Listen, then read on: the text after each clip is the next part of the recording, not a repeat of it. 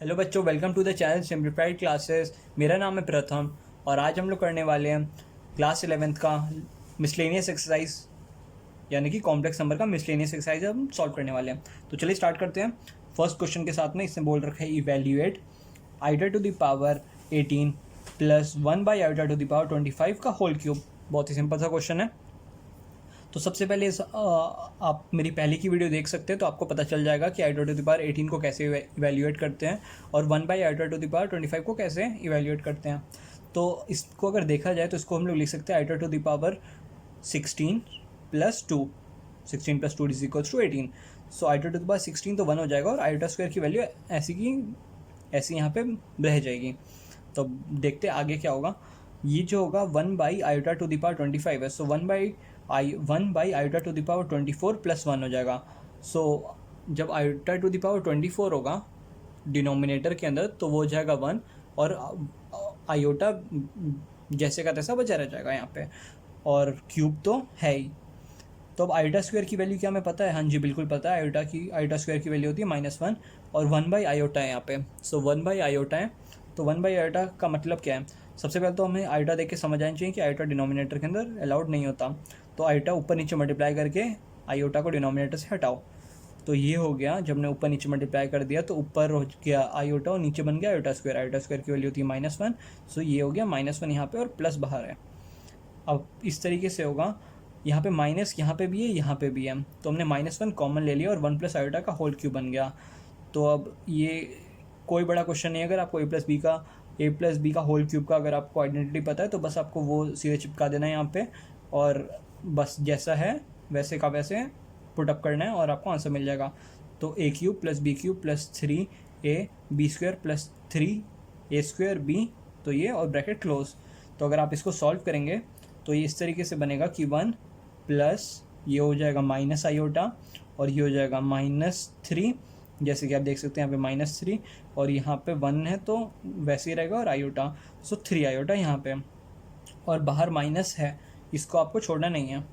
तो अगर आप इसको सॉल्व करें तो ये हो जाएगा -2 और -2 जब अंदर जाएगा तो इट विल बिकम +2 और यहाँ पे जो है 3 iota minus iota is equals to 2 iota और जब 2 आयोटा -1 से मल्टीप्लाई होगा तो ये जाएगा -2 आयोटा। Okay done. तो अब आते क्वेश्चन नंबर 2 पे। For any two complex numbers z1 and z2, prove that real part of z1 z2 is equals to real part of z1 multiplied by real part of z2 minus imaginary part of z1 multiplied by imaginary part of z2। ठीक है, ये हमें proof करने के लिए बोला है। तो प्रूफ करना है हमें, तो सबसे पहले लेट कर लेते हैं कि let z1 is equals to a plus iota B. Okay done. And z2 is equals to c plus iota D हमारा एजम्पशन है ताकि हम क्वेश्चन सॉल्व कर सकें। तो अगर हमें z1 z2 चाहिए तो z1 z2 क्या होगा, सीधे सीधे मल्टीप्लाई कर दे, हमें z1 z2 मिल जाएगा। Okay done. तो ये हो गया a plus iota B multiply by c plus iota D, तो ये हो जाएगा ए सी। ओके, ये हो जाएगा A D plus B C और आयोटा बाहर कॉमन हो जाएगा और एंड में हो जाएगा B D multiplied by iota square. Iota square की वैल्यू क्या होती है? -1, तो ये आ गया -1 यहाँ पे, ये मैंने डायरेक्टली लिख दिया है। अब इसका हमें पूछा हुआ है real part, basically real part of z1 z2 पूछा हुआ है। तो रियल पार्ट है इसका AC माइनस बी डी, तो real part of z1 z2 क्या हो गया? AC minus B D. और अगर हमें पूछा जाए अभी कि रियल पार्ट ऑफ, अब हम देख लेते हैं ये बेसिकली क्या था, ये हमारा ये LHS था हमारा और ये हमारा RHS। तो अब हमें LHS की वैल्यू हम निकाल चुके हैं। किसी ना किसी तरीके से हम अगर RHS को इसके इक्वल प्रूफ कर दें तो बात ख़त्म हो जाएगा, सब चीज़ क्लियर। तो अब हम देखें रियल पार्ट ऑफ z1 क्या है, क्या आप सोच के बता सकते हैं? रियल पार्ट ऑफ z1 क्या होगा? a, तो मैंने यहाँ रख दिया a। अब बोले रियल पार्ट ऑफ z2, तो मैंने z2 देखा, इसका रियल पार्ट क्या है? c, सीधे सीधे यहाँ रख दिया। उसके बाद बोले इमेजिनरी पार्ट ऑफ z1, तो सीधे सीधे उठाया मैंने, क्या है ये b, तो मैंने यहाँ रख दिया। और इमेजिनरी पार्ट ऑफ z2 क्या है? d, तो मैंने यहाँ रख दिया। तो क्या AC माइनस बी डी बन गई और यहाँ भी AC माइनस बी डी था, तो क्या LHS RHS प्रूव हो गया? Hence prove this is complete, बस खत्म, इसके अंदर और कुछ नहीं है। अब बोले reduce in standard form. Standard form देखिए, आपको पिछले क्वेश्चन जब आप नॉर्मल एक्सरसाइज कर रहे थे तो आपको बोल रहे थे a प्लस आयोटा बी वाला फॉर्म और स्टैंडर्ड फॉर्म। बेसिकली दोनों फॉर्म एक ही होता है, कभी a प्लस आयोटा भी लिख देता है, कभी स्टैंडर्ड फॉर्म लिख देता है। मतलब स्टैंडर्ड फॉर्म का मतलब क्या है कि बस ये इतना एक कंडीशन सेटिस्फाइड होनी चाहिए कि कुछ भी चीज़ डिनोमिनेटर में आयोटा वाली नहीं रहनी चाहिए, मतलब आयोटा फ्री होनी चाहिए बिल्कुल वो जो डिनोमिनेटर है हमारा। अगर आपका 3, 5, 7 चल रहा है डिनोमिनेटर में तो कोई प्रॉब्लम वाली बात नहीं है। अब चलिए देखते हैं इसको कैसे करना है। अब सबसे पहले तो उसका ना एलसीएम ले लीजिए, 1 plus iota minus 2 multiplied by 1 minus 4 iota, और ये 1 minus 4 iota multiplied by 1 plus iota और बाहर ब्रैकेट में है। तो अब यहाँ पे इसको सबसे पहले ब्रैकेट खोल लेते हैं, तो ये हो जाएगा 1 माइनस आयोटा माइनस 2 और ये हो जाएगा प्लस 8 आयोटा। तो plus 8 iota plus 1 iota is equals to 9 iota and 1 minus 2 is equals to -1। तो बस ये इतने पे ख़त्म हो गया, और ये तो एज इट इज़ जैसा था वैसा का वैसे ही अभी भी है।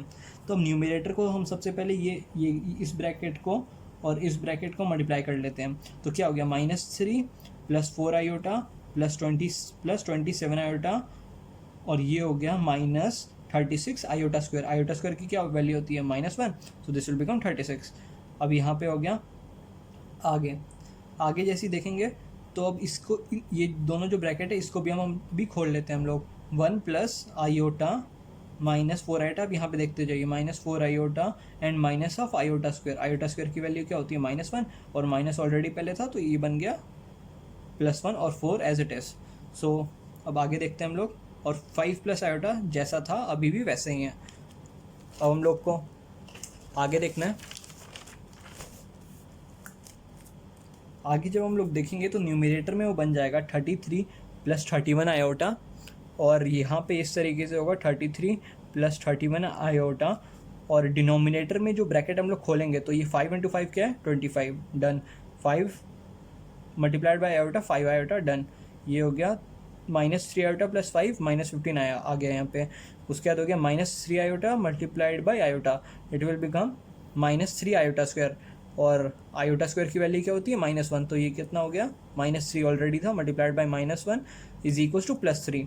तो अब ये हो गया 33 plus 31 iota is equals to 33 plus 31 iota divided by 25 plus 3 is equals to 28 minus 10 iota. बस अब एक स्टेप और बढ़ा देना है हमें, क्योंकि ये बिल्कुल क्वेश्चन एंड पे आ चुका है, क्योंकि बस अब हम यहाँ पे एक आयोटा हमने और हटाए यहाँ से और ये पूरा क्वेश्चन सॉल्व।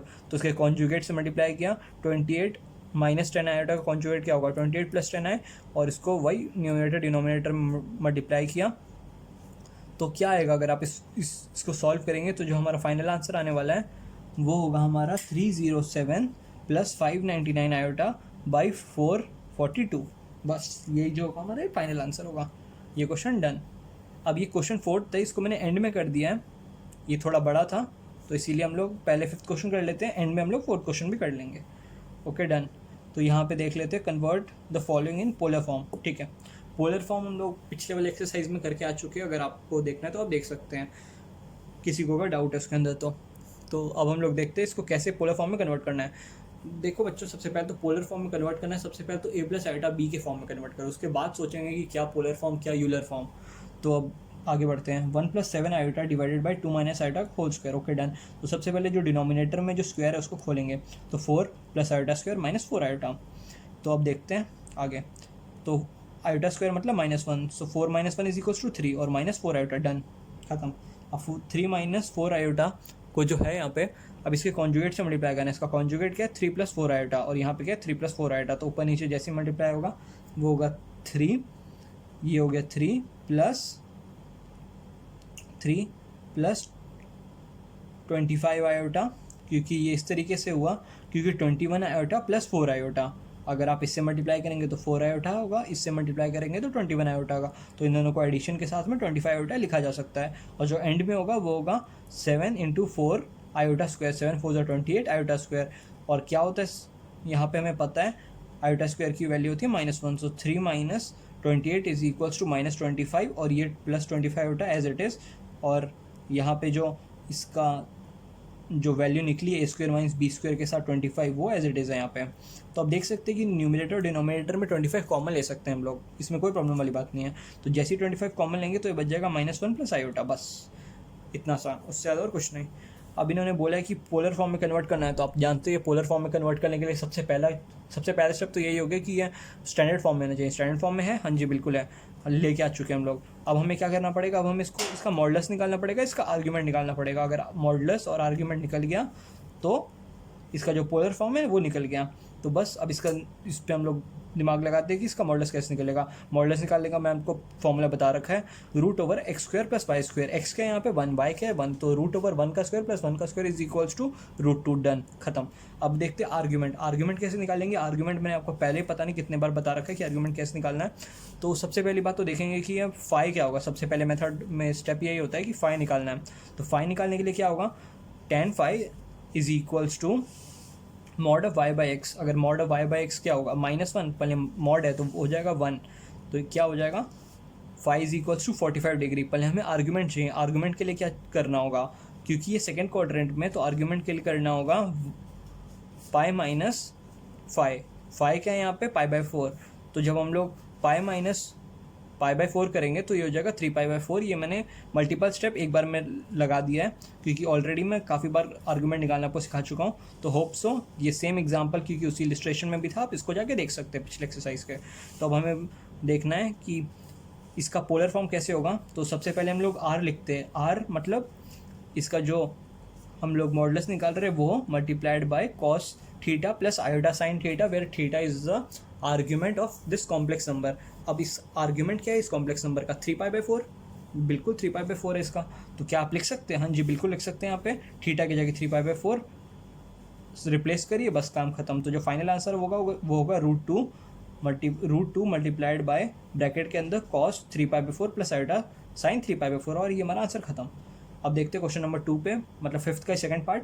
तो ये है 1 + 3 iota divided by 1 - 2 iota. Okay, तो ये जो 1 - 2 आयोटा है इसको रेशलाइज करें, 1 + 2 आयोटा 1 + 2 आयोटा। तो ये हो गया कि 1 + 2 आयोटा प्लस 3 आयोटा, इसको कलेक्टिवली 5 आयोटा लिख सकते हैं। और एंड में है 6 आयोटा स्क्वायर। 6 आयोटा स्क्वायर मतलब -1। सो ये हो जाएगा -1। So 6 multiplied by -1 is equals to -6, and -6 + 1 is equals to -5। तो ये हो गया -5 यहाँ पे, और ये 5 आयोटा यहाँ पे। डन।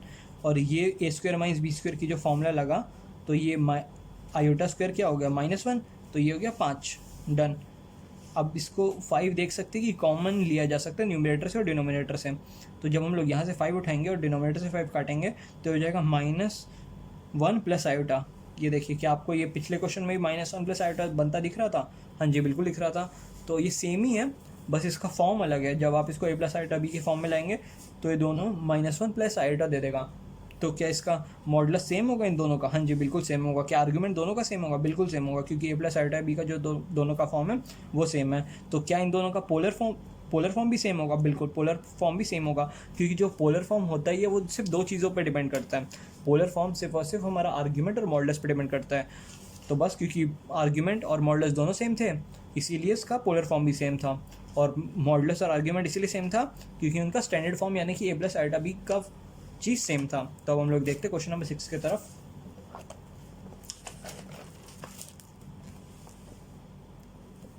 क्वेश्चन नंबर 6 है 3x² - 4x + 20/3 is 0। Okay done. तो अब सबसे पहले तो मैंने आपको बता रखा है कि अगर आप यहाँ पे भी b² - 4ac लगाए तो कोई दिक्कत नहीं है, पर लेकिन अगर आप मेरे पहले के वीडियोस देखिएगा तो मैं सबसे पहले जो डिनोमिनेटर के अंदर जितने भी फ्रैक्शन वाले पार्ट है उसको हटा देता हूँ, कि जितना परेशान करने क्वेश्चन को हमें न्यूमिनेटर में कर दें, डिनोमिनेटर में ना करें, क्योंकि क्वेश्चन के अंदर मिस्टेक होने की काफ़ी ज़्यादा चांसेस बढ़ जाती हैं, तो और अच्छा भी नहीं लगता मतलब देखने में। तो इसीलिए सबसे पहले तो यहाँ पे जो 3 है इसको हटाने के लिए मैंने 3 से बोथ साइड मल्टीप्लाई कर दिया। इसको करने में कोई हर्ज नहीं है, आपका आंसर सेम ही आएगा चाहे आप किसी भी मेथड से करें। बस आपको अगर आप पहले मेथड से कर रहे हैं मतलब अभी ऐसे ही यहीं पे मेथड लगा देंगे तो गलती होने के थोड़े चांसेस रहेंगे। अब हम लोग क्योंकि मैंने यहाँ पे 3 से मल्टीप्लाई कर दिया है तो ये 3 ऑलरेडी यहाँ पे था, तो ये 9x² - 4 3 = 12x, और यहाँ पे 20 डिनोमिनेटर में था और जब ये न्यूमिनेटर में आया तो 1 बन गया, तो न्यूमिनेटर में 20 था इज 0। डन। अब हमें सबसे पहले इस मॉडल के क्वेश्चन के लिए सबसे पहले मैंने आपको बता रखा है कि पहला स्टेप ही यही होता है कि हमें डी की वैल्यू निकालनी है। डी की वैल्यू निकाल लेनी है सबसे पहले। तो जब हम लोग डी की वैल्यू इसमें निकाल रहे हैं तो 12 का स्क्वायर यानी कि 144 - 4, ए की वैल्यू क्या है 9 और सी की वैल्यू क्या है 20। डन। सो जब आप इसको सॉल्व करेंगे तो ये होगा 144 - 720, और जब आप इसको सॉल्व करेंगे मतलब सब्ट्रैक्ट करेंगे तो होगा -576। ये देख के आपको कुछ समझ आ रहा है? किसी ने भी अगर मतलब टेबल अच्छे से याद कर रखा होगा 20 के आगे की तो वो समझ जाएगा कि ये 24 का स्क्वायर है 576 काफ़ी आराम से। तो हमें तो रूट ही से मतलब है, क्योंकि डी की वैल्यू आ चुकी है अगर -576 तो रूट डी की वैल्यू क्या आ गई 24 आयोटा। बहुत सही। तो अब हम लोग देखते हैं कि ये माइनस बी। अब आपको एक बात ध्यान रखना पड़ेगा कि जो बी उठाना है, बी यहाँ से नहीं उठाना, जो मॉडिफाई कर चुके हैं हम लोग 3 से, अब आपको वहाँ से बी उठाना। अगर आप पहले वाले से बी उठा देंगे तो बहुत बड़ी गलती करेंगे आप। तो इसीलिए यहाँ पे आप देखते हैं बी उठाने के लिए यहाँ पे -12 है, तो माइनस बी क्या हो गया, +12 plus minus root D is equals to 24 iota by 2a। अब ए भी उठाना यहाँ से, तो 9 2 18, बस खत्म। अगर आप ज़्यादा ज़्यादा क्या कर सकते हैं, आप ज़्यादा ज़्यादा यहाँ पे कर सकते हैं कि 6 को ले सकते हैं कॉमन न्यूमरेटर और डिनोमिनेटर में। तो 6 जैसे ही लेंगे तो 2 बन जाएगा, 6 2 12 और 6 4 24, तो यहाँ पे बच गया 4 आयोटा, और 6 3 18, तो यहाँ डिनोमिनेटर में बच गया 3। तो जो हमारा फाइनल आंसर आ गया वो ये हो गया कि 2 + -4 आयोटा बाई 3, बस खत्म। इससे ज़्यादा और कुछ नहीं करना। 7th क्वेश्चन, इसमें भी सेम मॉडल का क्वेश्चन है, तो बिल्कुल सेम टाइप है, सेम, इसमें कुछ समझाने लायक है नहीं। पहले फिर भी एक बार मैं आपको बता देता हूँ गो थ्रू होने के लिए कि यहाँ पे भी 2 डिनोमिनेटर में है, तो बस इसको कन्वीनियंस के लिए 2 से बोथ साइड 2 से मल्टीप्लाई कर लीजिए। तो ये हो गया 2x² - 4x + 3 = 0। उसके बाद स्टेप 1 डी निकाल लेने का। डी निकालने के लिए क्या होगा, 16 - 4ac, सो 16 माइनस ये क्या होगा, 16 - 4 2 8 8 3 24, 16 - 24, तो 16 - 24 कितना होता है, -8। तो ठीक है, अब हमें रूट डी की वैल्यू निकालनी है, तो √2 आयोटा, यानी कि मेरे को डी की वैल्यू मिल चुकी है, रूट डी की वैल्यू मिल चुकी है, डी की वैल्यू भी मिल गई और रूट डी की वैल्यू भी मिल गई। वैसे मेरे को कंसर्न तो रूट डी की वैल्यू से ही है, पहले फिर भी डी की निकालनी वैल्यू पहले ज़रूरी थी। तो अब इसके आगे क्या करना है हमें, इसके आगे इस वाले इक्वेशन से हम लोग वही धाराचार्य मेथड लगा देना है। सो ये हो गया -b is equals to, since b is equals to -4, so -b is equals to 4 plus minus root D by 2a, बस इससे ज़्यादा और कुछ नहीं। 2 ऑलरेडी था, 2 और multiplied by a, so 2 multiplied by 2 is equals to 4, ये मैंने यहाँ पे लिख दिया। और इससे आप ये कर सकते हैं कि एक एंड स्टेप ये लिख सकते हैं कि 2 आपने ले लिया, क्या ले लिया आपने, 2 कॉमन ले लिया न्यूमरेटर और डिनोमिनेटर से, तो बचा गया 2 + √2 आयोटा बाई 2, बस बात खत्म। अब करते हैं क्वेश्चन नंबर 8 की तरफ। क्वेश्चन नंबर 8 में क्या है कि solve 27x² - 10x + 1। Okay done. तो सबसे पहले तो ऑलरेडी इसमें कुछ भी फ्रैक्शन वाला पार्ट डिनोमिनेटर में है नहीं, सीधे सीधे डिस्क्रिमिनेंट के निकालने की तरफ जा सकते हैं।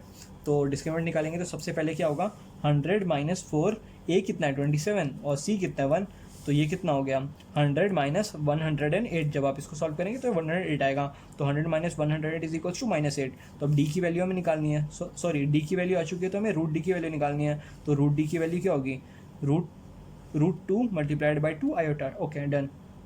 ये अगर हमें रूट डी की वैल्यू आ गई है, तो अब हमने सिंपल सा -b + -√d/2a का फॉर्मूला लगा के आगे बढ़ जाना है। तो यहाँ पे -b क्या है, since b is equals to -10, so -b will be equals to +10 plus minus 2√2 iota by 2a। Okay done.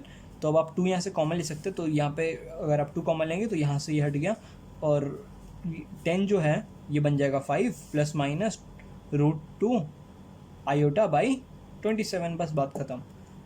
अब क्वेश्चन नंबर 9 सेम बिल्कुल एकदम एग्जैक्ट है। क्वेश्चन नंबर 9 सॉल्व इसमें करना है 21x² - 28x + 10 is equals to 0। ठीक है, इसके अंदर भी देख सकते हैं कोई फ्रैक्शन वाला पार्ट तो है नहीं, सीधे सीधे डिस्क्रिमिनेंट निकालने की तरफ बढ़ते हैं और आगे अपना क्वेश्चन हो जाएगा। तो जब डी निकाल रहे हैं तो वो होगा 28 का square -4 multiplied by 21 × 10। Okay done. तो ये हो गया 28 का स्क्वायर कितना होता है, 28 का स्क्वायर होता है 784। ओके, और इसको जो मल्टीप्लाई करेंगे 21 × 4 × 10 ये होगा -840। तो जो डी की वैल्यू हो गई वो हो गया -56। सो रूट डी की वैल्यू कितनी होती है, √56 आयोटा। Okay done. अब हम लोग देखते हैं कि आगे क्या है, इसके रूट्स भी तो निकालने हैं ना हमें, तो रूट निकालने के लिए वही सिंपल फॉर्मूला -b + -√d/2 है, उससे ज़्यादा और कुछ नहीं है। तो -b क्या है, -b is equals to 28 + -√d/2, a कितना 21, तो 2 मल्टीप्लाई बाई 21 कितना होगा 42। Okay done. अब इसमें से आप ज़्यादा क्या कर सकते हैं, आप 2 कॉमन ले लीजिए, बस बात खत्म। तो अगर 2 इसमें से आप कॉमन लेंगे तो ये हो जाएगा 14 × 4, तो जब 4 के ऊपर रूट लगेगा तो वो 2 बन जाएगा। तो ये यहाँ पे निकल गया 14 + -√14 आयोटा बाई 21, बस बात खत्म। ये भी क्वेश्चन भी डन है। अब इन्होंने दे रखा है, अब क्वेश्चन नंबर 10 की तरफ बढ़ते हैं। क्वेश्चन नंबर 10 पे इन्होंने क्या दे रखा है, Z1 की वैल्यू दे रखी है, Z2 की वैल्यू दे रखी है, और इन्होंने फाइंड क्या करने के लिए बोला हुआ है कि इन्होंने फाइंड करने के लिए बोला हुआ है Z1 + Z2 + 1 divided by z1 minus z2 plus 1 का मॉड। Okay done. ये बेसिकली कॉम्प्लेक्स नंबर आने वाला बड़ा वाला, क्योंकि इन्हें z1 z2 दे रखा है और एक मिक्स्ड इन दोनों को मिक्स करके कॉम्प्लेक्स नंबर पूछा है। और सिर्फ कॉम्प्लेक्स नंबर नहीं पूछा, बेसिकली इसका मॉड पूछ लिया उन्होंने। तो कॉम्प्लेक्स नंबर निकाल ले अगर हम लोग, तो मॉडलेस निकालने में तो कोई दिक्कत होने ही नहीं वाली, क्योंकि root over x square plus y square करके मॉडलेस निकाल देंगे। तो पूरा फोकस रखते हैं सबसे पहले कॉम्प्लेक्स नंबर निकालने की तरफ। तो z1 प्लस z2 की वैल्यू अगर मैं देखूँ कितनी होगी, तो z1 is equals to 2 minus iota and z2 is equals to 1 plus iota. अगर इन दोनों को मैं ऐड करूँगा तो कितना होगा 3, और z1 minus z2 is equals to 2 minus iota minus 1 minus iota, तो कितना होगा 1 माइनस 2 आयोटा। डन। मेरे पे दोनों की वैल्यू आ गई। अब मुझे बस सब्सटीट्यूट करना है ये जो मेरे को एक्सप्रेशन दिया हुआ है, तो सब्सटीट्यूट करने में तो ज़्यादा कोई प्रॉब्लम आएगी नहीं। तो z1 प्लस z2 की वैल्यू क्या थी 3, और z1 माइनस z2 की वैल्यू क्या थी, ये अभी देख सकते हैं आप लोग, 1 माइनस 2 आयोटा थी। यहाँ पे 1 माइनस 2 आयोटा थी, तो बस फिर यहाँ पे सब्सटीट्यूट कर दिया हमने। तो 1 minus 2 iota plus 1 is equal to 2 minus 2 iota. और अब यहाँ पे देखें हम लोग आगे, तो ये हो गया 3 प्लस 1 इज इक्वल्स टू 4, और divided by 2 multiplied by 1 minus iota. तो अब यहाँ पे जो ऊपर 4 था और नीचे 2 था, इन दोनों को कैंसिल किया जा सकता है, तो ये हो गया mod of 2 divided by 1 minus iota. तो 1 माइनस आयोटा जब, क्योंकि डिनोमिनेटर में, डिनोमिनेटर में तो आयोटा अलाउड नहीं होता है, तो मैं आपको पहले लेक्चर से बताता आ रहा हूँ। तो बस फिर अब यहाँ पे 1 माइनस आयोटा है, तो इसके कॉन्जुगेट से ऊपर नीचे जब आप मल्टीप्लाई करेंगे तो वो बन जाएगा 1 plus iota by 2। 1 plus iota by 2 जो होगा उसको वो डिनोमिनेटर में होगा, और यहाँ पे 2 ऑलरेडी न्यूमरेटर में है, तो 2 न्यूमरेटर में और 2 डिनोमिनेटर में वो कैंसिल हो जाएंगे, और सिर्फ 1 प्लस आयोटा बच जाएगा, और इसके ऊपर मॉड बचा है। तो इसका मॉड की वैल्यू तो निकालनी है, तो root over 1 square plus 1 square, तो कितना हो गया √2, बस हमारा मॉड आ गया। अब बात करते हैं क्वेश्चन नंबर 11 की तरफ। क्वेश्चन नंबर 11 में क्या दिया हुआ है कि if a plus iota b is equals to x plus iota का whole square divided by 2x square plus 1, then prove that a square plus b square equals to x square plus 1 का whole square divided by 2x square plus 1 का whole square. ठीक है, एक condition दी हुई है इन्होंने, इसके हिसाब से एक चीज़ को प्रूफ करने के लिए बोला हुआ है, यानी कि ये एक हमारी कंडीशन है और ये 2 प्रूफ्ड है, यानी कि इसको प्रूफ करने बोला हुआ है। इसको देखे, ठीक है, कोई दिक्कत वाली बात नहीं है। इसमें आपको बस एक लॉजिक लगाना है कि आपको कंपैरिजन करना है LHS और RHS की तरफ, कि जो आयोटा वाला टर्म है वो इधर की तरफ LHS की तरफ और RHS की तरफ सेम होना चाहिए। बस ये अगर आपने कंसेप्ट लगा दिया तो कोई नहीं रोक सकता इस क्वेश्चन को पढ़ने से आपसे। तो अब देखते क्या है, अगर x प्लस आयोटा है का स्क्वायर है बेसिकली, तो जब मैं स्क्वायर इसके ऊपर डालूंगा तो क्या होगा, x square plus iota square. Iota square की वैल्यू क्या होती है -1 plus 2x iota, 2x iota, done, is divided by 2x square plus 1। ठीक है, तो ये हो गया यहाँ पे। और अब मैं चाहूँ तो इसको a और b की वैल्यू भी निकाल सकता हूँ। कैसे, अब मैं इसको सेपरेट कर सकता हूँ, x square minus 1 divided by 2x square plus 1 एक साइड, और 2x divided by 2x square plus 1 एक साइड। तो आप देख सकते हैं कि ये वाला जो टर्म आ जाएगा ये किसके इक्विवेलेंट हो जाएगा, ये a के इक्विवेलेंट हो जाएगा, क्योंकि दो इक्वलिटी का साइन लगा हुआ है। तो बस कंपैरिजन से मैंने a की वैल्यू निकाल ली, और b की वैल्यू क्या हो जाएगी 2x divided by 2x square plus 1, यानी कि ये वाला पार्ट बन जाएगा b, बस इससे ज़्यादा और कुछ नहीं। तो अब a square plus b square को ऐड करना है और देखते हैं अब क्या आएगा। अब a स्क्वायर की वैल्यू क्या है, x square minus 1 divided by 2x square plus 1 का होल स्क्वायर, तो और प्लस इसका b का स्क्वायर है, b का स्क्वायर क्या हो जाएगा 4x square divided by 2x square plus 1 का होल स्क्वायर है। Okay done. तो अब ये जो है हमारा स्क्वायर, इसको खोलना स्टार्ट करते हैं। जो डिनोमिनेटर में उसको खोलने की जरूरत नहीं है, क्योंकि अगर आप 2 प्रूफ में देखेंगे तो 2x स्क्वायर प्लस 1 ये आपको मिलता हुआ दिख रहा है, पहले आपको न्यूमिनेटर नहीं मिलता हुआ दिख रहा है। तो सारा का सारा काम किस पे करना है, हमें न्यूमिनेटर पे करना है, क्योंकि डिनोमिनेटर तो ऑलरेडी वैसा का वैसे ही है। तो डिनोमिनेटर एक तरीके से आपका बन चुका है, बस आपको न्यूमिनेटर पे काम करना है। तो जैसे ही आपने न्यूमिनेटर खोला तो कितना हो जाएगा, x⁴, ये देखिए यहाँ पे -2x स्क्वायर, और यहाँ पे +1, और यहाँ पे हो गया 4x स्क्वायर। तो जब आप इसको सिंप्लीफाई करेंगे तो ये हो जाएगा x⁴ plus 1 plus 2x square. क्या ये आप समझ पा रहे हैं किसका स्क्वायर रूट है ये? तो ये बन जाएगा x स्क्वायर प्लस 1 का होल स्क्वायर, बेसिकली ये हो जाएगा, क्योंकि आप इसको खोल के भी देख सकते हैं। ये हो जाएगा x square plus 2x x⁴ plus 2x square plus 1, और सेम चीज़ ये यहाँ पे लिखी हुई थी इसीलिए मैंने इसको यहाँ पे कन्वर्ट कर दिया और अब आप देख सकते हैं कि ये दोनों बन गया, इसीलिए हैंस प्रूव्ड। अब बढ़ते आगे क्वेश्चन नंबर 12 की तरफ। क्वेश्चन नंबर 12 में इन्होंने Z1 दे रखा है, Z2 दे रखा है और उन्होंने फाइंड करने के लिए क्या बोला है, फाइंड करने के लिए बोला real part of Z1 Z2 divided by Z1 का कॉन्जुगेट। ओके, Z1 का कॉन्जुगेट बेसिकली है डिनोमिनेटर में है, ठीक है।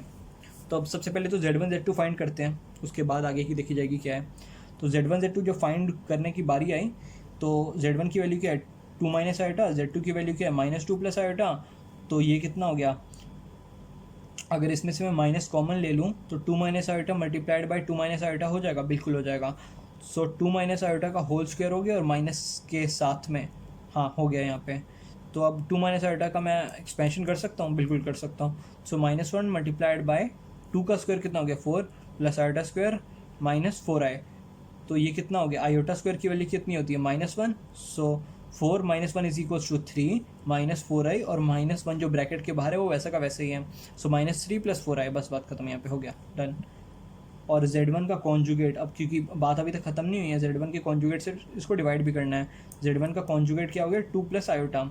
सो Z1 Z2 की वैल्यू निकल चुकी है -3 + 4 आयोटा और Z1 की वैल्यू भी निकल चुकी है, Z1 के कॉन्जुगेट की वैल्यू भी निकल चुकी है। तो बस अब इन दोनों को डिवाइड कर देना है क्योंकि हमारा क्वेश्चन का रिक्वायरमेंट ही आई है। सो -3 + 4 iota divided bye 2 plus iota, ये हो गया। अब देख सकते हैं कि यहाँ पे साफ सीधी बात है, डिनोमिनेटर के अंदर क्या आ रहा है हमारा आयोटा आ रहा है, तो हटाना तो पड़ेगा, ऐसे तो काम नहीं चलने वाला।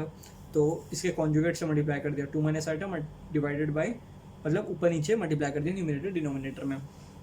तो 2 2 ज़ा 4 + 1 तो कितना हो गया 5 और ये -3 × 2 -6 -3 multiplied by -1 is equals to 3 iota और 4 2 ज़ा 8 आयोटा और ये हो गया 4 multiplied by 4 iota multiplied by minus iota is equals to -4 iota square और आयोटा स्क्वायर की वैल्यू कितनी होगी -1। तो कितना हो गया, ये हो गया -6 + 4 इज इक्वल्स टू -2, क्योंकि मेरे को सिर्फ रियल पार्ट से ही मतलब है, मेरे को इमेजिनरी पार्ट से मतलब ही नहीं है। तो ये हो गया -6 + 4 कितना हो गया -2/5। So real part of Z1 Z2 divided by Z1 का जो बाहर है वो हो गया -2/5, डन, ख़त्म। अब imaginary part of Z1 imaginary part of 1 by Z1 multiplied by Z1 का कॉन्जुगेट, ओके, ये चाहिए मुझे। तो Z1 × Z1 का कॉन्जुगेट का मल्टीप्लिकेशन देखते हैं। तो Z1 की वैल्यू 2 माइनस आयोटा हो चुका है और Z1 बाहर की वैल्यू है 2 + आयोटा, ओके। तो अब इसकी वैल्यू क्या होगी ये हमें देखना पड़ेगा। तो 2 2 ज़ा 4 + 1 इज इक्वल्स टू 5, इसकी वैल्यू मेरे को मिल चुकी है 5। तो Z1 मल्टीप्लाइड बाय Z1 बाहर की वैल्यू मैं 5 लिख सकता हूँ। तो imaginary part of 1/5 is equals to, ये तो एक प्योरली रियल टर्म है ये, इसके अंदर वो, इसको मैं ऐसे भी लिख सकता हूँ कि 1/5 + 0 आयोटा।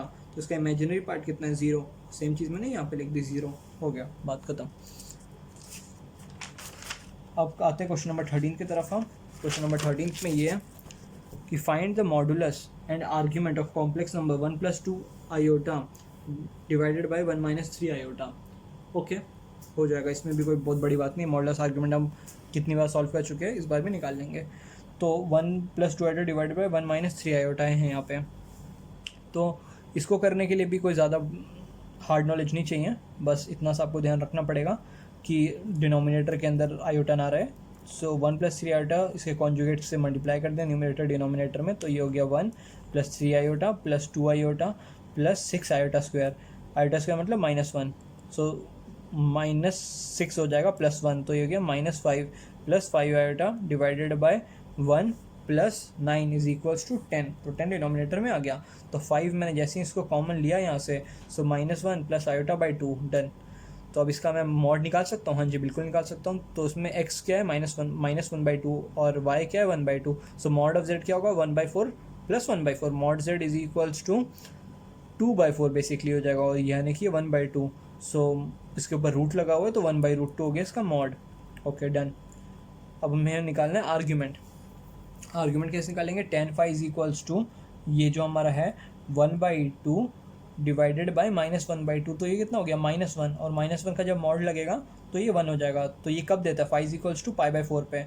और ये हमें देख के समझ आ पा रहा है कि कौन से क्वाड्रेंट में, हाँ ये बिल्कुल समझ आ रहा है कि ये हमारे सेकंड क्वाड्रेंट के अंदर है। और सेकंड क्वाड्रेंट में आर्ग्यूमेंट निकालने के लिए क्या करते हैं, 180 माइनस थीटा, तो थीटा क्या है यहाँ पे π/4, so 3π/4 is the argument. Okay done, दोनों चीज़ निकाल दिया, मॉडल्स बोला मॉडल्स निकाल दिया, और क्या बोला था इन्होंने, आर्ग्यूमेंट बोला आर्ग्यूमेंट निकाल दिया, क्वेश्चन डन। अब देखते हैं आगे, आगे क्या बोलेगा, find the real number x and y if x minus iota y multiplied by 3 + 5 iota is a conjugate to -6 - 24 iota. Okay done, हो जाएगा, इसमें कोई बड़ी बात नहीं है। इसमें करना क्या है, बस ये करना है कि सबसे पहले तो इसको मल्टीप्लिकेशन कर दें।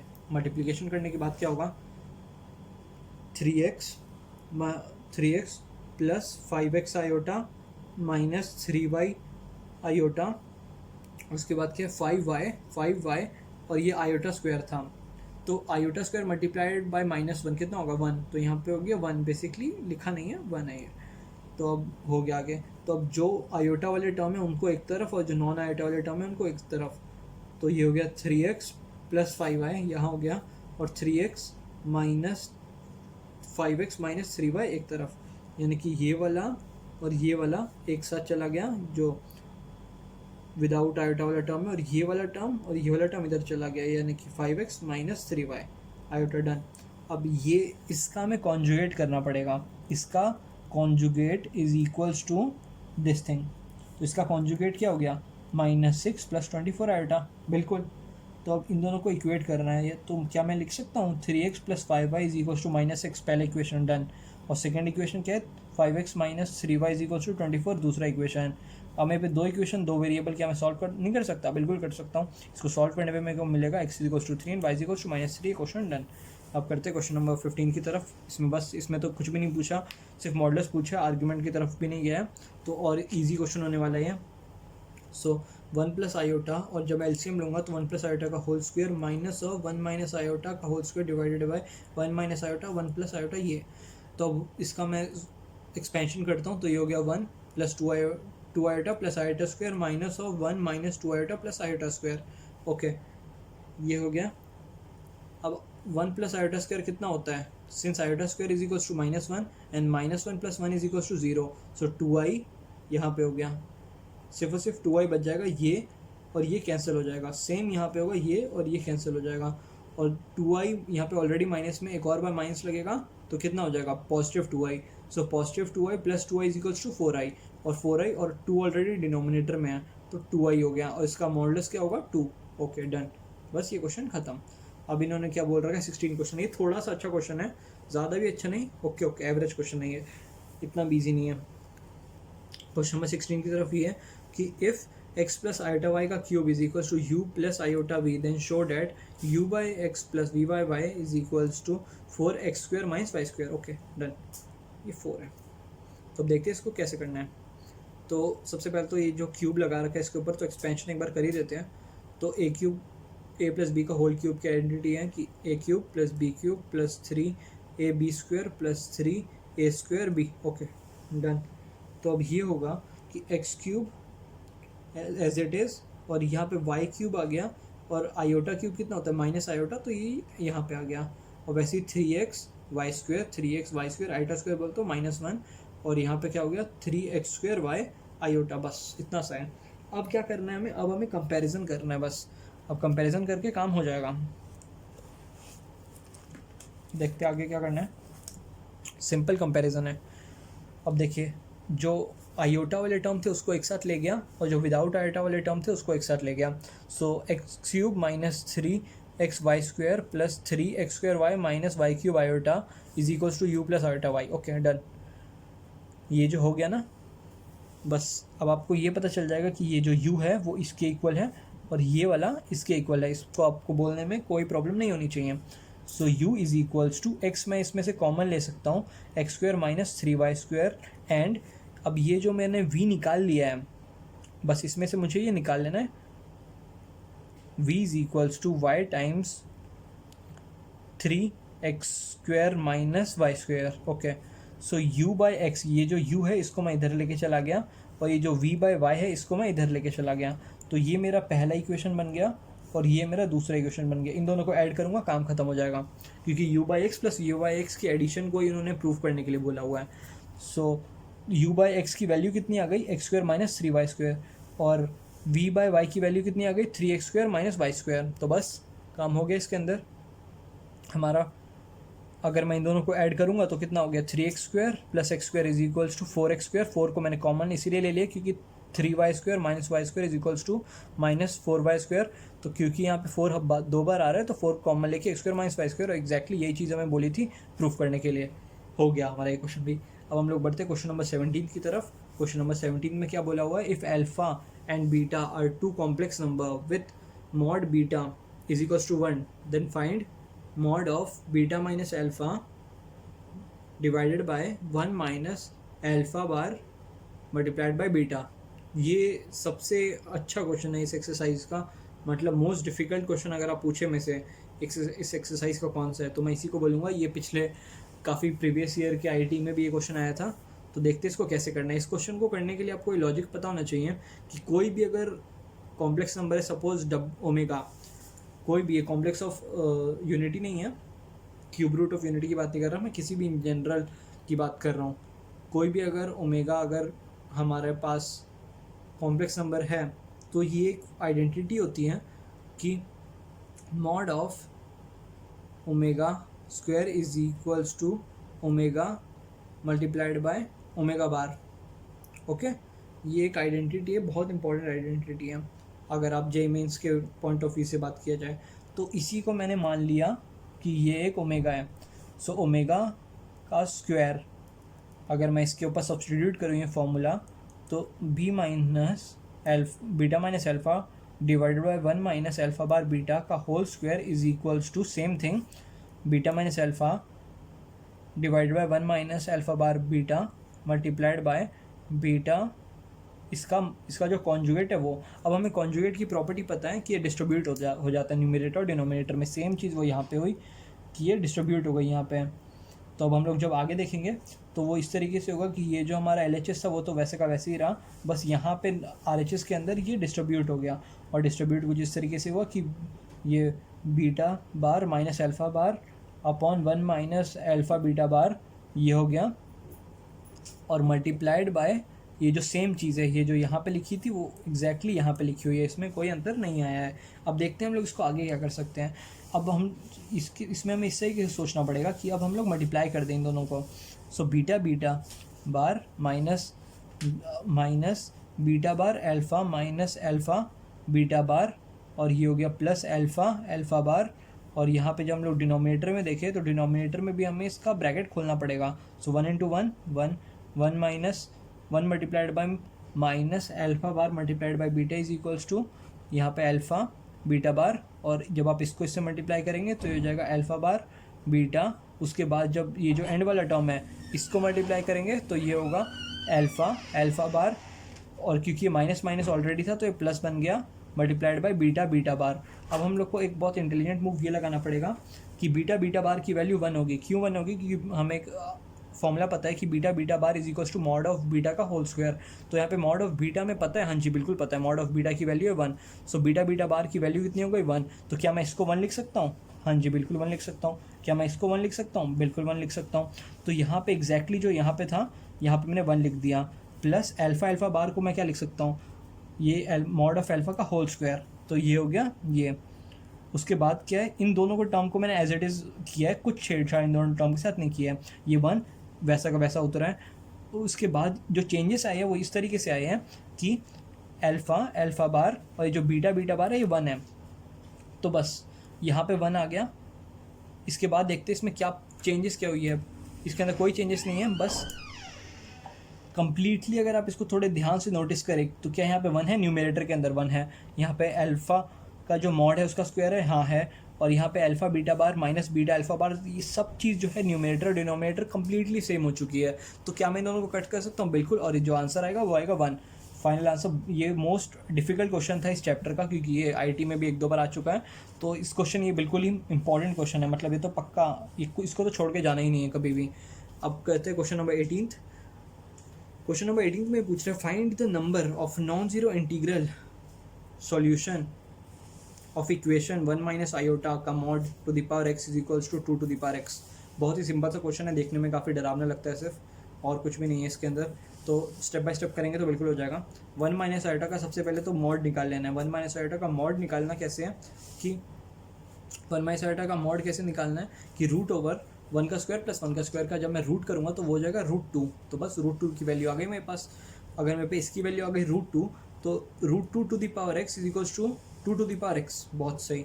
अगर मेरे पे ये आ चुका है तो ये क्या है, 2 टू द पावर 1/2 ही तो है।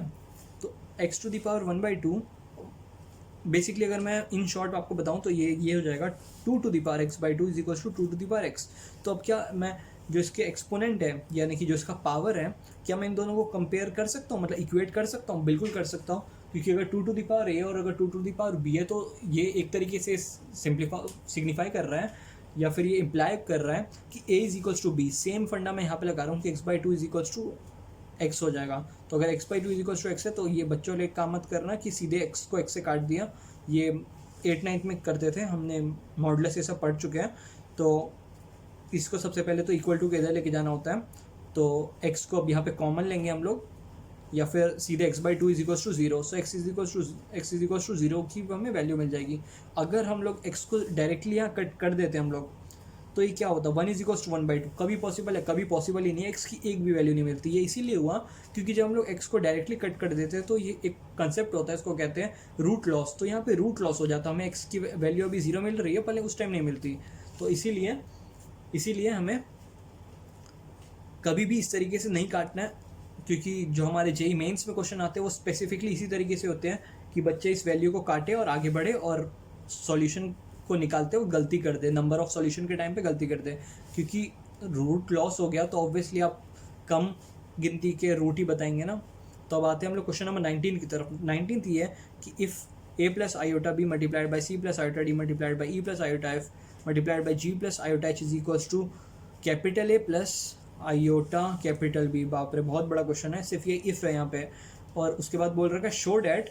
अब ये सिर्फ इफ़ है कि मतलब अगर ये कंडीशन दिया हुआ है तो प्रूव क्या करना है। अब ये बात सुनिए, प्रूव ये करना है कि a² plus b² multiply by c² plus d² multiply by e² plus f² multiply by g² plus h² is equals to a², मतलब capital A² plus capital B²। बहुत बड़ा क्वेश्चन है, देख के किसी के भी मतलब दिमाग खराब हो सकता है, इतना बड़ा क्वेश्चन। तो बेसिकली ये जितना बड़ा क्वेश्चन है उसका स्टेप सिर्फ एक ही लाइन लगाना है। एक आपने स्टेप लगाया, पूरा क्वेश्चन खत्म हो जाएगा। क्वेश्चन के इसके अंदर स्टेप कौन सा है वो समझ चुके होंगे आप लोग। Taking modulus both side. अगर आपने टेकिंग मॉडुलस बोथ साइड कर दिया फिर इसके अंदर कुछ नहीं बचा। तो जैसे ही आपने इसके अंदर मॉडुलस लगाया तो स्टार्टिंग में तो एक मॉडुलस की डंडी एक यहाँ पे है, और जो हमारा RHS वाला मॉडुलस है उसको तो कोई निकालने में प्रॉब्लम ही नहीं है, क्योंकि √a² प्लस b² निकल चुकी है। अब हमें एक मॉडुलस की प्रॉपर्टी पता है कि अगर मॉड ऑफ z1, अगर हमें इस तरीके से है कि mod of z1 multiplied by z2 multiplied by z3 up till zn दे रखा है, तो हम लोग उसको लिख सकते हैं mod of z1 multiplied by mod of z2 multiplied by mod of z3 up till mod of zn। मतलब कि मॉड जो है वो डिस्ट्रीब्यूट हो सकता है उन दोनों के बीच में। सेम कंसेप्ट मैंने इसको यहाँ पे यूज़ किया इस प्रॉपर्टी को, तो मैंने इसके अंदर डिस्ट्रीब्यूट कर दिया इधर इधर इधर इधर, सेम अप टिल ये चारों मैंने डिस्ट्रीब्यूट कर दिया। अगर मैं इसकी अगर मैं मॉड की वैल्यू निकाल सकता हूँ, बिल्कुल निकाल सकता हूँ। तो इसकी वैल्यू क्या होगी, मॉड ऑफ इसकी वैल्यू होगी √a² प्लस b²। पर लेकिन क्या मुझे एक बार भी रूट दिख रहा है? जो मेरा 2 प्रूफ वाले क्वेश्चन में मुझे रूट दिख ही नहीं रहा। तो एक स्टेप और लगाना पड़ेगा, मुझे करना पड़ेगा SBS का मतलब स्क्वेयरिंग बोथ साइड। जैसे मैंने स्क्वेयरिंग बोथ साइड किया तो ये जो √ओवर capital A² plus capital B² it will become capital A² plus capital B² only. Root हट गया क्योंकि मुझे रूट चाहिए नहीं था। और सेम काम यहाँ पे होगा, अगर मैं SBS नहीं करता यानी कि स्क्वेयरिंग बोथ साइड नहीं करता तो √a² प्लस b² आ जाता। क्योंकि मैंने स्क्वेयरिंग बोथ साइड कर दिया तो a² plus b² multiply by c² plus d² multiply by e² plus f² multiply by g² plus h² is equals to capital A² plus capital B²। Hence proof. सिर्फ 2 step का question था बस, इससे बड़ा और कुछ नहीं है। अब हम लोग आ जाते हैं क्वेश्चन नंबर 20 पे, last exercise of the question. अब इसमें क्या बोल रखा है, 1 plus iota divided by 1 minus iota to the power m। ठीक है, ये क्वेश्चन छोटा है पर लेकिन इसका सॉल्यूशन बहुत बड़ा है। मतलब अगर आप इसको छोटा सा समझने की गलती कर रहे हैं तो बिल्कुल नहीं, ये क्वेश्चन भी मोस्ट इंपॉर्टेंट क्वेश्चन है। ये भी क्वेश्चन AIEEE में आया हुआ है, तो इसको इसीलिए छोटा समझने की भूल ना करें। तो स्टार्ट करते हैं इसको कैसे सॉल्व करना है। सबसे पहले तो आपको दिख रहा होगा पावर m को सबसे पहले भूलना होगा। इस क्वेश्चन को सॉल्व करने के लिए टू दी पावर जो m है उसको भूलना पड़ेगा। यहाँ पे जो आपको डिनोमिनेटर में आयोटा दिख रहा है, सबसे पहले इसको हटाइए आप। सबसे पहले इसके ऊपर काम करना है। इसके ऊपर काम इस तरीके से करना है कि आपको इसके कॉन्जुगेट के साथ न्यूमरेटर और डिनोमिनेटर में मल्टीप्लाई कर देना है, और ये जब मल्टीप्लाई होगा तो 1 प्लस आयोटा न्यूमरेटर में और 1 प्लस आयोटा डिनोमिनेटर में। तो जब आप इसको मल्टीप्लाई करेंगे तो 1 प्लस आयोटा का होल स्क्वायर और डिनोमिनेटर में 1 minus iota square. Basically 1 minus iota square क्या, 1 माइनस आयोटा स्क्वायर की वैल्यू जानते हैं? हाँ जी बिल्कुल, iota square minus iota square की वैल्यू होती है 1 और प्लस 1 कितना होता है 2। सो 1 प्लस आयोटा स्क्वायर का 1 प्लस आयोटा का होल स्क्वायर डिवाइडेड बाई 2, ये हो गया हमारा एक सिंप्लीफाइड फॉर्म। ये इवन तो ये a प्लस आयोटा b का फॉर्म तो नहीं है, बिल्कुल नहीं है, पर लेकिन फिर भी ये कम से कम डिनोमिनेटर में आयोटा नहीं है, उस बात की भी खुशी है। तो अब हम किस फॉर्म में कन्वर्ट करना चाहते हैं? a प्लस आयोटा बी, क्योंकि वही हमारा स्टैंडर्ड फॉर्म है। तो चलिए आइए अब a प्लस आयोटा बी के फॉर्म में कन्वर्ट करते हैं। हमने एक स्टेप ऑलरेडी कर चुके हैं कि आयोटा को सबसे पहले हटा दिया, बहुत सही। तो अब हम लोग क्या करेंगे, a प्लस आयोटा बी वाला यानी कि स्टैंडर्ड फॉर्म में कन्वर्ट करेंगे। स्टैंडर्ड फॉर्म में कन्वर्ट करने के लिए क्या होगा, 1 प्लस आयोटा का होल स्क्वायर, इसको क्या करना पड़ेगा 1 का square plus iota square plus 2i/2, और पावर m वैसे का वैसे ही, उसके साथ कोई छेड़छाड़ नहीं है, उसके साथ कोई हमने अब तक मैनिपुलेशन नहीं करा है। तो अब अगर देखा जाए 1 प्लस आयोटा स्क्वायर की वैल्यू हम लोग काफ़ी टाइम से समझते आ रहे हैं कि 0 होती है। क्यों 0 होती है? क्योंकि आयोटा स्क्वायर की वैल्यू होती है -1 and +1 is equals to 0। So this will become collectively as 0। Okay done. और यहाँ पे क्या है, सिर्फ तो बचा क्या, सिर्फ तो 2i divided by 2 to the power m, बस इतना ही बचा है और तो कुछ भी नहीं बचा। सो हम लोग 2 से 2 को काट सकते हैं और iota to the power m is equals to 1m। तो आप याद कर सकते हैं कि मैंने आपको बताया था कि iota to the power 4n is equals to 1 होता है। Iota to the power 4n 1 होता है। कब 1 होता है? एक मैंने कंडीशन भी आपको इसके बाद बताई थी कि n should belongs to an integer, ये सिर्फ तभी होता है। तो इन्होंने क्या बोला है वो है देन फाइंड, क्वेश्चन की आप बात को समझिए, इन्होंने बोला है find the least positive integer. Integer क्या होता है? सबसे पहले बात तो आपको उसका डेफिनेशन क्लियर होना चाहिए। जितने भी है कि अगर आप ये 1 2 3 4 5 6 7 8 अप टिल इन्फिनिटी, या फिर आप माइनस इन्फिनिटी पे भी जा सकते हैं, -1 -2 -3 अप टिल माइनस इन्फिनिटी तक ये चलता है। अब इन्होंने एक चीज़ तो पहले ही कट कर दी कि पॉजिटिव चाहिए, तो मतलब 0 के इधर बड़ा वाला चाहिए, पीछे नहीं जा सकते। तो अब 0 के जब आगे बढ़ेंगे तो पहला इंटीजर कौन सा है? 1, बिल्कुल 1। तो 1 तो होता है, पर लेकिन क्या आयोटा टू दी पावर 1 मुझे 1 देगा? नहीं, आयोटा टू दी पावर मुझे 4n कब मिलेगा? जब आयोटा टू दी पावर 4 होगा। जब आयोटा टू दी पावर 8 होगा तब तो वो नहीं होगा ना। आयोटा टू दी पावर 8 भी 1 होता है, पर लेकिन ये लीस्ट वैल्यू नहीं है, क्योंकि मुझे लीस्ट वैल्यू मतलब आयोटा टू दी पावर 4 पे पहली बार मुझे 1 वैल्यू मिली है। तो यहाँ पे मैं m क्या ऐसा रखूँ, m मुझे अगर 4 रख दिया ना मैंने, तो एग्जैक्टली यहाँ पे मुझे मिल जाएगा पहली बार, यानी कि लीस्ट वैल्यू पे 1 वैल्यू। बस यहाँ पे m की value 4 is the least value. काफ़ी एक्सप्लेन कर दिया। इसका एक मेथड 2 भी है, ये मेरा मेथड 1 है। मेथड 2 क्या कहता है? मेथड 2 इस तरीके से कहेगा कि आप हिट एंड ट्रायल कर लें। हिट एंड ट्रायल कर ले, क्योंकि अगर ये सबसे पहली बात तो हिट एंड ट्रायल ये सिर्फ जेईई मेंस में काम आएगा। इन केस अगर आपकी किस्मत अच्छी है तो आपको शायद सीबीएसई वाले भी दे दे कि अगर आपने इतना भी बुरा मेथड नहीं हिट एंड ट्रायल, जेईई में तो एग्जैक्टली हर बार आपका काम करेगा हिट एंड ट्रायल। पर लेकिन अगर आप इसके अंदर भी करेंगे सीबीएसई के अंदर, तो भी आपको कोई प्रॉब्लम नहीं होने वाली इस मेथड से। मतलब कम से कम अगर 4 नंबर का क्वेश्चन है तो 2.5 या 3 नंबर तो मिल ही सकते हैं अगर अच्छा टीचर हो तो उसके बाद क्या करना है, हिट एंड ट्रायल के अंदर करना क्या है, बेसिकली आपको लीस्ट अगर पॉजिटिव इंटीजर बोले हुए हैं तो आप 1 डाल के देखिए सबसे पहले। तो 1 plus iota to the power 1, क्या ये बैठ रहा है? नहीं। तो इस तरीके से आपको 2 डालना है, 3 डालना है, 4 डालना है। जैसे ये 4 पे डालिएगा आपको दिख जाएगा कि हाँ जी ये वैल्यू 1 दे रहा है, तो बस आप 4 टिक करके आगे बढ़ सकते हैं, या फिर हिट एंड ट्रायल से भी किया जा सकता है इस क्वेश्चन को। कि अगर आपके पास इतना मतलब वो नहीं हो रहा कि इतना टाइम नहीं है आपके पास कि मैं एथिकल मैनर में करूँ, तो आप हिट एंड ट्रायल से भी कर सकते हैं, वो भी एक अच्छा मेथड है। अब मैंने जो क्वेश्चन नंबर 4 तक छोड़ा हुआ था वो उसको एक बार डिस्कस कर लेते हैं जल्दी से। Question number 4, if x minus iota y is equals to root over a minus iota b divided by c minus iota d, then prove that x square plus y square is equals to x square plus y square का whole square is equals to a square plus b square divided by c square plus d square. इसमें देखो, इसमें सबसे पहली बात तो ये है कि अगर आप इसको इसमें कंपैरिजन से मत करना, कंपैरिजन से करने बैठेंगे तो ये क्वेश्चन बहुत लंबा हो जाएगा, और ये क्वेश्चन मतलब ये जो मैंने हाफ पेज में कर दिया वो कम से कम 4-5 पेज में घुस जाएगा। तो इसीलिए आप इसको कंपैरिजन से, मैं आपको यही कहूँगा कि बाकी तो सारे क्वेश्चन हमने कंपैरिजन से कर लिया, भले इस क्वेश्चन को मेरा एक स्पेशल एडवाइस है कि कंपैरिजन से ना ही करें। बेसिकली करना चाहे तो कर ही सकते हैं, भले लंबा बहुत ज़्यादा ही हो जाएगा ये, क्योंकि यहाँ पे आधे पेज में हो गया, वो 3-4 पेज खींचेगा। तो अब देखते हैं क्वेश्चन नंबर 4। अब देखिए, ये जो हमें क्वेश्चन के अंदर कंडीशन दे रखी है, इसी को मैंने मान लिया कि ये है मेरी इक्वेशन नंबर 1। अब मैंने क्या बोला कि मैंने बोला taking conjugate both side, conjugate लेने में किसी को कोई तकलीफ नहीं है, बिल्कुल। तो अब क्या होगा यहाँ पे, जैसे ही मैंने कॉन्जुगेट लिया तो ये हो गया x plus iota y is equals to. अब ये मुझे पता है कि कॉन्जुगेट का मतलब क्या होता है, अगर बहुत लेमन तरीके से बात करूँ तो माइनस आयोटा जहाँ पे उसको आयोटा से रिप्लेस कर देने का है। तो माइनस आयोटा यहाँ पे था तो पॉजिटिव आयोटा बन गया, और माइनस आयोटा यहाँ पे था तो यहाँ पे पॉजिटिव आयोटा बन गया। ये इसको मैंने बोला सेकंड इक्वेशन है मेरी। अब मैंने क्या किया, मैंने फर्स्ट और सेकंड इक्वेशन को मल्टीप्लाई कर दिया आपस में। तो जब मैंने फर्स्ट और सेकंड इक्वेशन को मल्टीप्लाई किया तो ये हो गया x square minus iota square y square. तो माइनस आयोटा स्क्वायर की वैल्यू क्या होती है, माइनस आयोटा स्क्वायर की वैल्यू होती है 1, तो 1 मल्टीप्लाइड बाय वाई स्क्वायर, तो x square plus y square is equals to, इन दोनों का भी तो मल्टीप्लिकेशन हुआ है, तो इन दोनों की मल्टीप्लिकेशन को यहाँ पे लिखूंगा a minus iota b divided by c minus iota d multiplied by a plus iota d divided by c plus iota d. बहुत मतलब ये लंबा सा एक्सप्रेशन है, पर लेकिन कोई बड़ी बात नहीं है। बस अब आपको एक आखिरी स्टेप लगाना है, SBS बोले तो squaring both side. Squaring both side आप जैसे करेंगे काम खत्म।